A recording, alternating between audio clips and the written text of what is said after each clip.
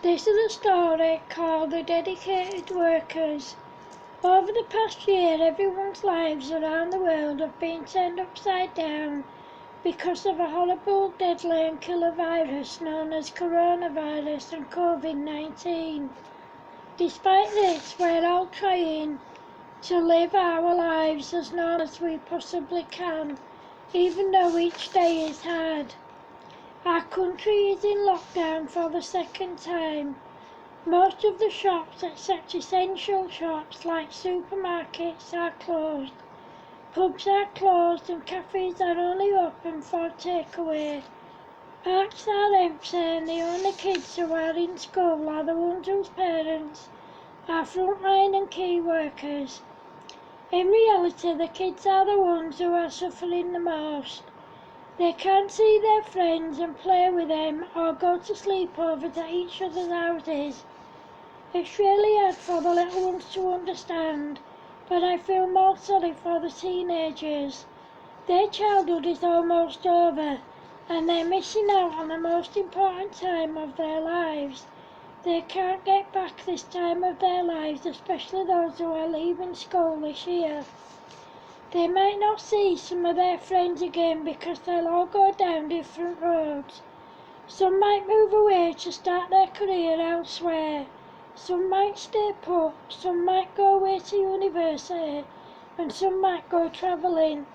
It's hard for each and every one of us, especially the kids. It's hard not being able to see our family and friends. It's hard not being able to go places that we really want to go to. And it's hard not being able to do the things we want to do because of the lockdown restrictions. Every time we go in shops, we have to wear a face covering unless we are exempt due to medical reasons or hidden disabilities. People are losing loved ones left, right and centre, but they can only have so many people at the funerals, which is heartbreaking. I feel sorry for the people who live in third world countries and in poverty because they are being made to suffer even more than they already do because of the virus. They don't have an NHS like we do, which means they have to pay for medical treatment, which they can't afford. I feel sorry for these people because they suffer enough as it is. It's hard for everyone everywhere, but we keep going simply because we have to, so that we can beat the virus instead of the virus beating us. They say that since the Second World War, this is the biggest battle we've ever had to fight. Every day more and more people are suffering with their mental health because of the virus. People have lost their jobs, their businesses, their homes and everything they have because of the virus. It's a very scary and hard time for everyone around the world. This virus is ruining our lives and taking over them. Tempers are flaring because we are all on edge and crime is rising day by day. When we see our friends and family, we can't hug or kiss them in case any of us is carrying the virus unknowingly. When we go in shops or banks or anywhere where there's going to be other people, we have to stand 2 meters apart. We can't go shopping together except when you have kids with you or unless you are a carer or a key worker. People don't really want to be too close, especially strangers, because they don't know if you have symptoms of the virus or not. People are getting COVID-19 injections, but those who haven't had it are still at risk of getting the virus. There are people who have died from the virus and people who have survived the virus. Some people who have survived the virus have made a full recovery, but others are still suffering the after effects of the virus that might stay with them for the rest of their lives. Kids aren't just missing out on their childhood and teenage years, they're missing out on their education too. Some kids can't even be homeschooled because their parents can't afford computers so they can access the work that their kids need to do. Some parents have learning difficulties and they can't help their kids in college and university are also missing out on their education. Because of this, they can't follow the career path that they want to follow. No one can celebrate big birthdays how they want to due to the virus. I'm so glad that I don't work because I don't think that I could cope with being furloughed. However, I can honestly say that if it wasn't for my mum getting me out nearly every day and if it wasn't for my passion for writing stories, I honestly don't think I'd have coped as well as I have.